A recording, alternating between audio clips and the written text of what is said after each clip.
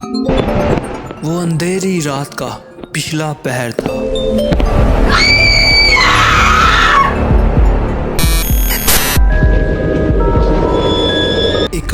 अगस्त 1888 सुबह 3:40 जब एक पुलिस अफसर लंदन की सड़क पर पेट्रोलिंग कर रहा होता है, उसे सड़क पर एक लड़की पड़ी दिखाई देती है। इतने में एक और पुलिस वाला उसके पास आता है। वो उसे सही से देख ना सके क्योंकि उस वक्त अंधेरा इतना था कि वो उन्हें सही से दिखाई ना दे सकी। उनमें से एक जाके लालटेन लेके आता है तो वो क्या देखते हैं कि उस लड़की के जिस्म से खून निकल रहा था और वो मर चुकी थी। वो ये नहीं जानते थे कि जिस केस को इन्वेस्टिगेट करने जा रहे हैं वो आने वाली कई सदियों तक याद रखा जाएगा। हम बात कर रहे हैं एक ऐसे फेमस किलर के बारे में जिसके बारे में आज तक पता नहीं चल सका। हर बार एक नया शिकार हुआ, हर बार पुलिस ने अपनी पूरी कोशिश की उसे पकड़ने की, लेकिन वो किसी के हाथ नहीं आ सका और ना कोई उसे पकड़ सका। वो था Jack the Ripper, the famous killer of London. वो इतना फेमस क्यों हुआ था?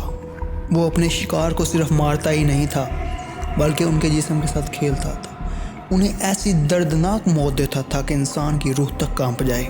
वो उनके जिस्म के अंदरूनी हिस्सों को जिस्म से अलग कर देता था। उसे ऐसा करने में बेहद मज़ा आता था।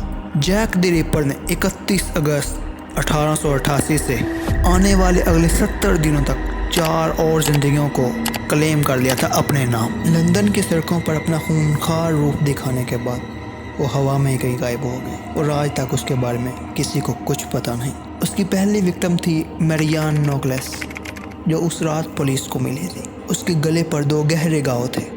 इसके 9 दिन बाद ही Annie Chapman, same murder style, same जिस्म से हिस्से गायब थे।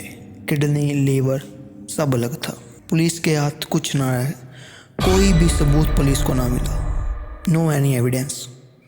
इसके बाद लोगों ने खुद को जैक द रिपर कहना शुरू कर दिया और पुलिस के यहाँ लेटर भेजने शुरू कर दिए जिसमें यह कहा गया कि वो जैक द रिपर हैं, लेकिन उनमें से कोई भी जैक द रिपर नहीं था सिवाय एक के, क्योंकि वो एक लेटर खून से लिखा गया था और ये कोई आम बात नहीं।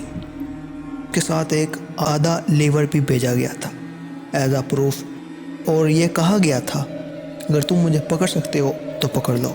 तीसरा विक्टिम थी Elizabeth, clean murder, no any evidence, nothing. But इसमें एक ख़ास बात यह थी कि इसके जिस्म पर कोई घाव नहीं था, कोई ज़ख्म का निशान नहीं था, कोई कुछ नहीं था।